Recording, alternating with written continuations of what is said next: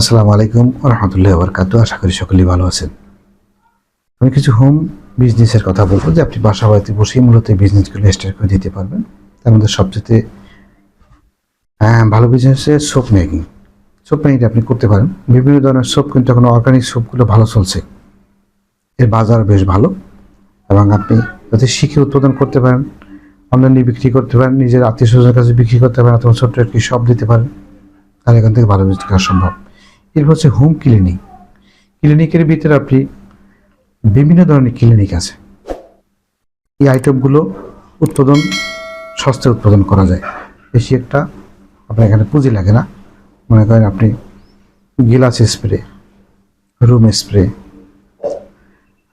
তারপর আছে hand wash, dish wash, তারপরে বিভিন্ন লিকুইড জাতীয় যে পদার্থগুলো, জাস্ট হোম ক্লিনিং বললেই হয়। এর থেকে আপনি অনেকগুলো প্রোডাক্ট আছে, এই প্রোডাক্টগুলো আপনি বিজনেসটা করতে পারেন। একবার আপনি শিখে নিলে সুবিধা হবে যে এখানে আপনি যে কোনো ধরনের আইটেম আপনি কিন্তু তৈরি করতে পারবেন, তৈরি করা সম্ভব। এরপর হচ্ছে কসমেটিক্স আইটেমগুলো আপনি নজর দিতে পারেন। দেখেন আমাদের দেশে শীত প্রদান যখন শুরু হয় তখন কিন্তু বিভিন্ন ধরনের আমরা জেলি ব্যবহার করি, আমরা ফমেন্ট ব্যবহার করি, এগুলো কিন্তু উৎপাদন করতে পারেন। কাঁচামালগুলো কোথায় পায় আমার ভিডিও ডিসক্রিপশন থাকবে, আপনি ওখান থেকে দেখে নিতে পারেন। তবে অরিজিনাল কেমিক্যাল নেবেন। অরিজিনাল কেমিক্যাল নিয়ে প্রোডাক্ট তৈরি করলে আপনার সেক্টরটা বাড়বে, পাশাপাশি আপনার ব্র্যান্ডটা ভালো হবে। এরপরে আপনি দিতে পারেন বিভিন্ন ধরনের পারফিউম তৈরি করতে পারেন। পারফিউমের ভিতরে আপনি room spray, air freshener, body spray, এই ধরনের পারফিউম। এর কাঁচামালও সহজলভ্য, উৎপাদন খরচও কম, এবং চাইলে আপনি নিজে উৎপাদন করতে পারেন।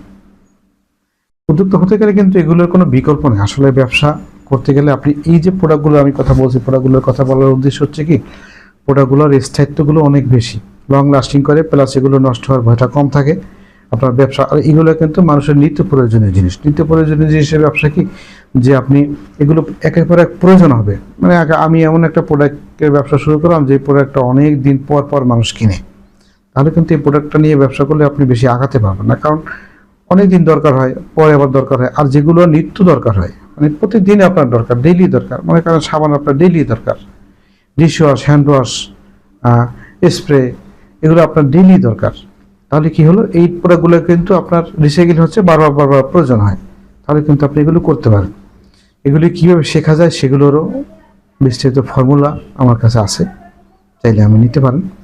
এছাড়া আপনি যদি এই প্রোডাক্টগুলো দিয়ে ব্যবসা শুরু করেন, তাহলে বলবো যে এর ব্র্যান্ড কীভাবে তৈরি করতে হয়। আসলে ব্র্যান্ডিং করলে কি, আপনি যদি উদ্যোক্তা হয়ে গেলেন, আপনার নিজস্ব একটা ব্র্যান্ড থাকলো, এরপরে আপনি আস্তে আস্তে মার্কেটগুলো ছড়িয়ে থাকবেন। হয়তো আপনি বলতে পারেন যে আমাদের মার্কেট চলবে। দেখেন ভাই, যে আমাদের দেশের যে বড় বড় কোম্পানিগুলো, আপনি প্রাণ ধরেন, ইউনিলিভার ধরেন, বা স্কার ধরেন, বা কোহিনূর কেমিক্যাল ধরেন, এদের পাশাপাশি কিন্তু নন ব্র্যান্ড প্রোডাক্ট কিন্তু প্রত্যেকটা দোকানে আছে। আপনি প্রত্যেকটা দোকানে গিয়ে সার্চ করে দেখবেন যে নন ব্র্যান্ডের প্রোডাক্টগুলো আছে কিনা।